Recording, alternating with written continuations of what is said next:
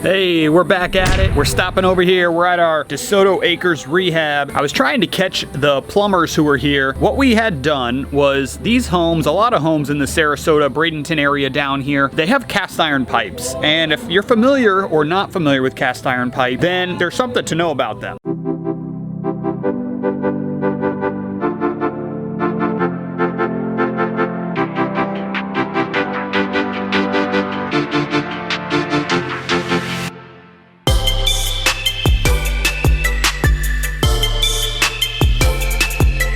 A lot of these homes that were built pre-1980s and got switched over to PVC and different materials, and they weren't using the cast iron as much anymore, but we still run into it quite a bit down here in this area. And what happens is just based on the sediment and the material that's in the ground down here, you'll get rocks rubbing on it, you'll get tree roots that start to become invasive or intrude and can push their way into these pipes.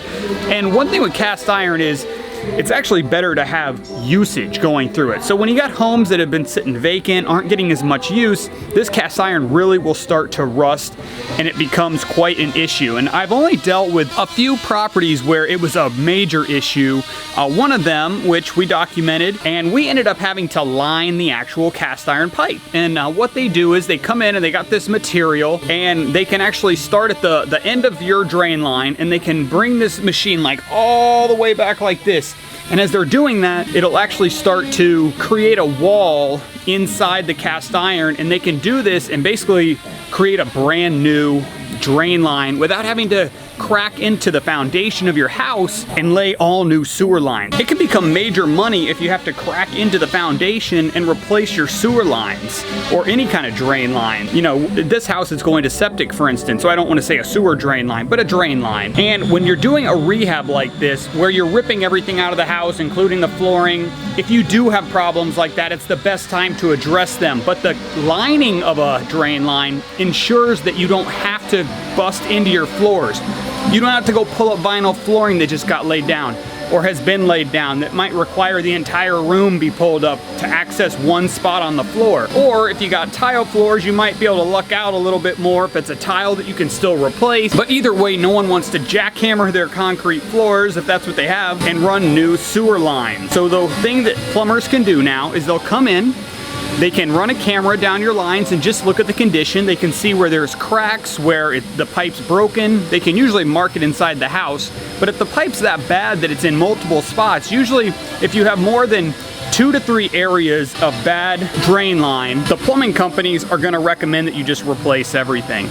So when you get these pipes lined, you're probably gonna be looking at anywhere from $100 to $200 a linear foot to have lining done. And really, you won't find many companies that even do it or that have good reviews that you're gonna wanna use for a job like this. So let's get back to what we did here. So they came out about a week ago. We cameraed the lines. We saw that there was very small, there was like 2 cracks at the bottom of the line in like 2 different spots. Nothing major. We couldn't really see the line running all the way up to the kitchen because of one of the angles of the pipes with the camera. So what they suggested we do was jet the lines, where they come in with some really high pressure water, they jet the lines, and it'll basically do a descaling where it gets all the rust and corrosion off of these pipes that it can. And when that gets all taken out, they'll like flush it out, make sure none of that goes into the septic tank here.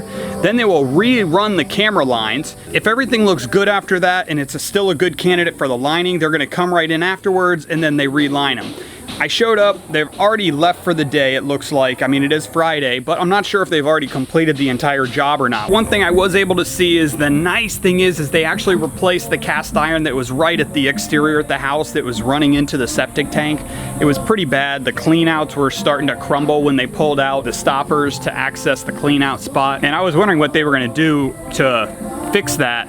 And I could tell they actually just went ahead and they replaced the lines, which was something we hadn't talked about. So it's good to see that they went a little above and beyond. Good chance we're gonna be paying for it, but hey, they still went above and beyond, meaning I didn't have to say something that is a no-brainer. Like, we don't want that to show. The second somebody looked at the cast iron sticking out of the house like that, it automatically will raise red flags for what might be under the house as well. So now that we've completed this, we're gonna have nice, fresh, aligned lines. So whoever's buying this house, even though it's a little bit of an older home, I wanna say this one was 50s, built in the 50s, they're gonna be getting a house that's got brand new windows, brand new sliders, new everything inside, and now freshly lined sewer lines. So even though it's got a home that's from the 50s, it's gonna feel like a home from the 2000s.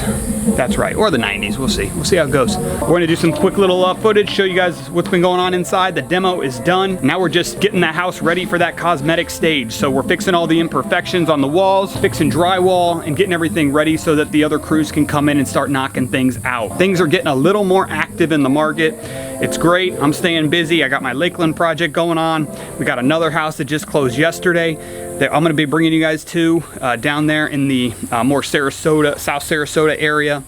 And we're just busy. We got another property under contract this week, and we're gonna be starting that one towards the end of the month. So we got a lot to bring you guys along with. So stay tuned, follow along, let's rock. All right, what's going on? We're sitting here, we're at our property that we're about to list, and it's our rental property.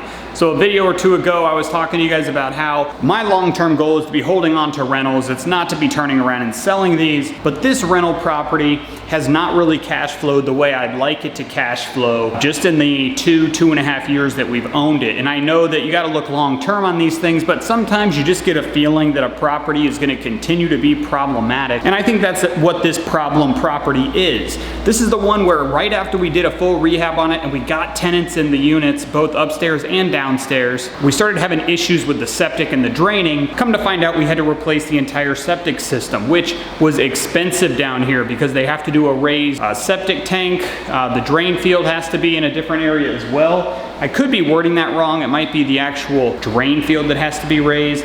But either way, it gave a little bit, it encroached into the integrity of what this property could have been with the size of the lot that it comes with. Also, that septic did fix those drainage problems, but at the cost of losing probably 2 years of cash flow. So even to this day, the property hasn't cash flowed, mainly because of that one big problem right there, which it's a value add because we have this brand new septic system at this property, which that's a huge thing for anybody buying a property that's on septic. Because that's always a red flag to somebody, is having a septic system.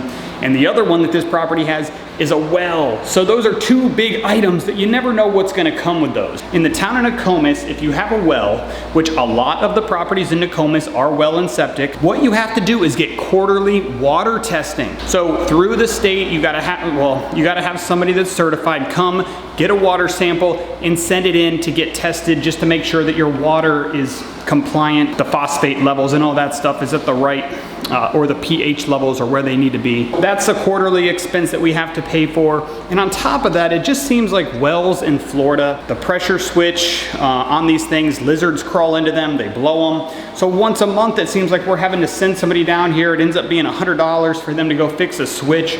So we just continue to get a bill after bill after bill at this property, whether it's having a frustrating tenant or having these plumbing issues and these septic issues. There's only so much negative cash flow I can deal with on a property before I say, we're in a great market, we can get a good price for this property, let's lose it. But right now we could probably get around $250,000, maybe even upwards of $300,000 for this property.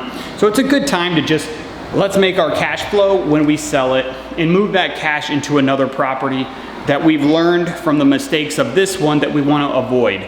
There's one thing though that some future buyer on this property can really take advantage of that my property management company would not do, which is deal with a commercial tenant. This property, very, very unique. It has residential and commercial zoning. This property is zoned for a certain type of business, and it's service-based business. So you can't run a retail shop out of this. So imagine living upstairs in this 1-bedroom, 1-bathroom unit that's actually a decent size. It's got a nice living room. So you could live upstairs in this top unit, and then the 2-bedroom, 1-bath downstairs that has a kitchen area, you could turn that into a small little office area. So you could run an accounting firm, you could run a law firm. There's a couple different businesses I had in mind that would really make great use of the exposure to having the Legacy Trail, which is a popular bike trail that had a $3 million overpass extension built right next to this property, and you have direct road frontage on Laurel Road. So there's some really neat options that somebody could do with this property, which means I'm gonna have to take my time and properly vet this and make sure that we're not asking a crazy number and we're not asking too little. But we just got another property we just stopped at that I told you guys that we just closed on 2 days ago. So I just met my contractor over there to get things squared away, make sure we're on the same page with that. And then we got some more updates coming to you guys on Lakeland here in the next day or two. But I'm gonna get out of here. It is a Saturday. I'm done taking my photos here. So we're gonna go get these things edited and we're gonna get this property up and listed probably later tomorrow so that come Monday, the showings begin. What's going on, everyone? We're here, we're at our Nassau Rehab. This is our newest rehab that's getting going here. I did one little video prior to the closing on this one to let you guys know we'd be starting this project, but things are finally rolling. We're about 2 days into just getting the demo done. I don't know if you guys remember, but this deck behind me here,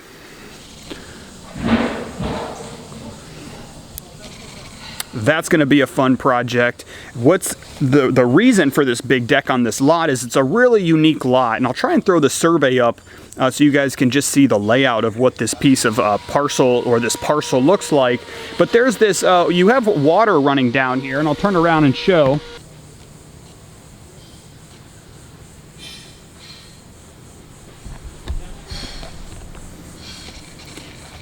So that stream that you just saw, I think it's labeled as a creek, but it's about 8-10 feet across, and it runs through the center of this property diagonally, which is really unique. It's actually pretty nice. It's very tropical feeling in this backyard. There's a whole lot of landscaping and yard work you could do. We're not going to get into that. We're just going to focus on fixing this deck and getting it back to what it was, most likely having the exact same type of footprint that you're seeing right now.